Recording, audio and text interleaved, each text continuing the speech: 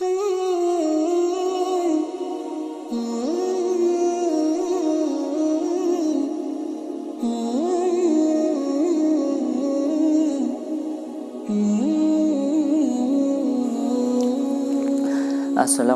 warahmatullahi wabarakatuh.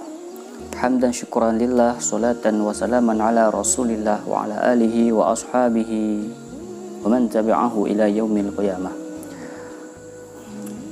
Ayyuhal mustami'in yang dimuliakan Allah subhanahu wa ta'ala,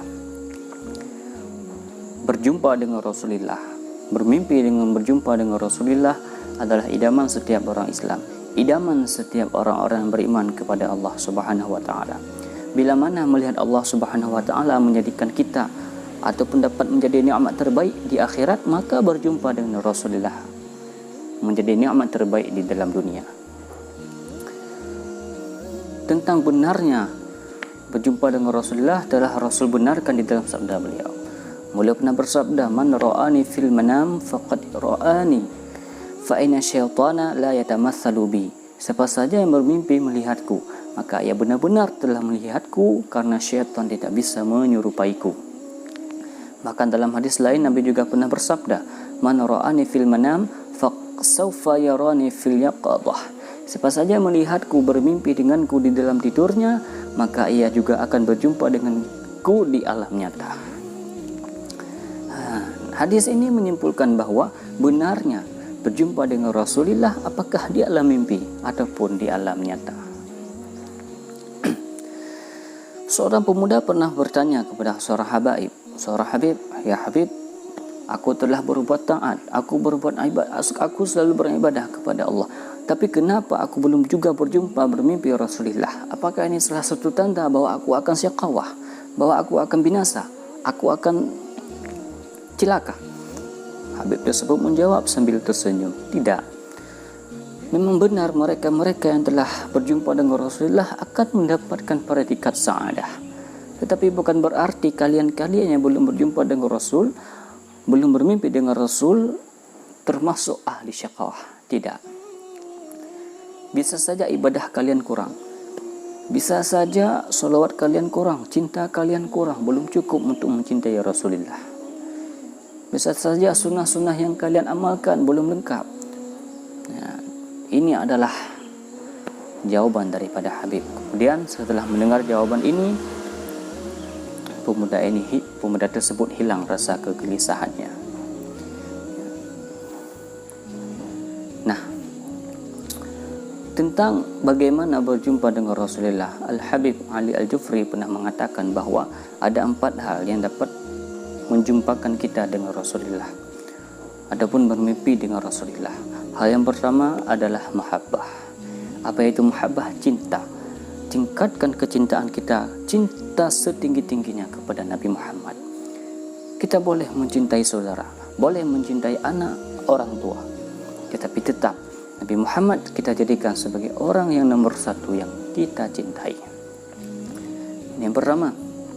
Sedangkan yang kedua adalah sunnah. Amalkan sunnah dengan sebanyak-banyak mungkin. Namun ingat, amalkan sunnah Rasulullah harus sesuai dengan ajaran, sesuai dengan ajaran yang telah diajarkan oleh Nabi Muhammad.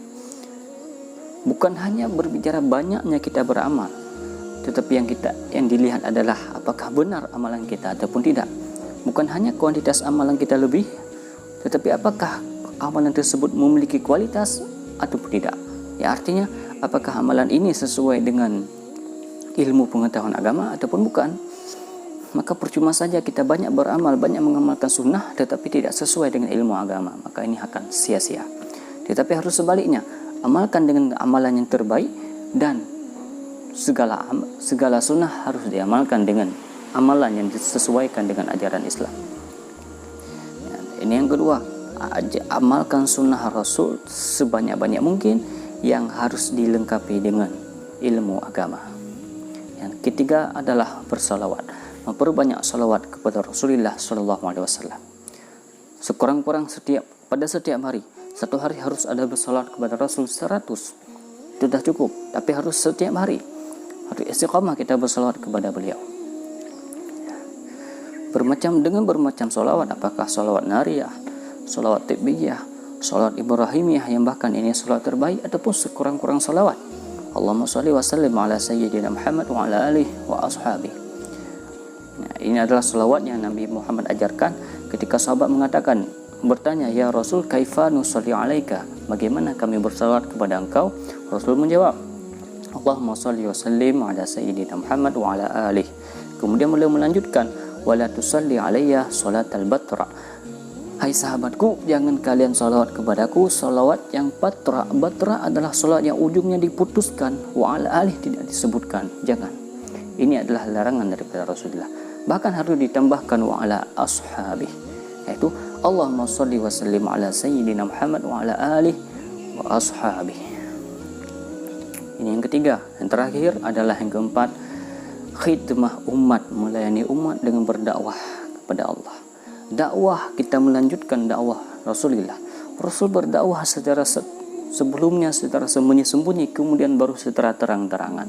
Kita sekarang bisa berdakwah dengan berbagai macam, apakah melalui sosial media, apakah melalui tulisan tangan ataupun pena, ataupun melalui pengajian-pengajian umum, ataupun kita lakukan majlis-majlis ta'lim. Ini akan dapat mengajak mereka ke jalan Allah Subhanahu wa taala. Semoga kita semua termasuk umat-umat yang meningkatkan, yang menjadikan Nabi Muhammad sebagai orang nomor satu yang kita cinta, dan termasuk umat-umat yang mengamalkan sunnah-sunnah Rasul, dan termasuk umat-umat yang memperbanyak zikir di setiap saatnya, termasuk umat yang melayani khidmah ataupun mengajak umat-umat ke jalan yang benar. Namun hal ini harus dilakukan secara istiqamah, secara terus-menerus tanpa putus-putus. Mungkin hanya inilah yang dapat Al-Fakir sampaikan. Semoga kita termasuk umat ini semua. Amin amin ya rabbal alamin. Akhirul kalam. Assalamualaikum warahmatullahi wabarakatuh.